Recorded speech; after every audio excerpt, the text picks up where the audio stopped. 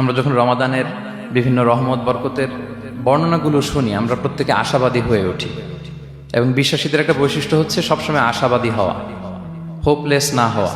আল্লাহ তাআলা সূরা ইউসুফে বলছেন, লা তাইয়াসু মির রাহিল্লাহ ইন্নাহু লা ইয়াইয়াসু মির রাহিল্লাহি ইল্লাল কওমুল কাফিরুন।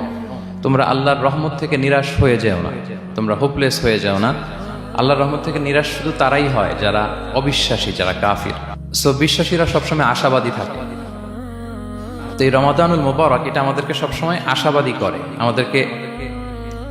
আমাদেরকে স্বপ্ন দেখায়, আমাদের হৃদয়ে আশা জাগায়। আমরা যখন রমাদান কেন্দ্রিক কথাগুলো শুনি আমরা উচ্ছ্বসিত হয়ে উঠি।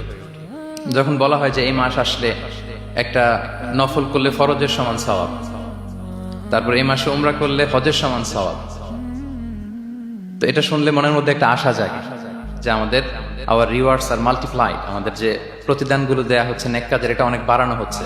তারপর যখন বলা হয় যে এই মাস আসলে জান্নাত খোলা হয়, জাহান্নাম বন্ধ করা হয়, শয়তানকে শেকলবন্দি করা হয়, মনের মধ্যে একটা আশা জাগে আমাদের যে না, বাঁচার একটা আশা ফিরে পেলাম, হয়তো এই দফায় আমি বেঁচে যাব, আমার মুক্তির একটা দিশা মিলবে, হয়তো আল্লাহ তাআলা আমাকে ক্ষমা করবেন এবং এই অপরচুনিটিসগুলো কাজে লাগিয়ে আমি মুক্তি পাবো ইনশাআল্লাহ, একটা আশা জাগে।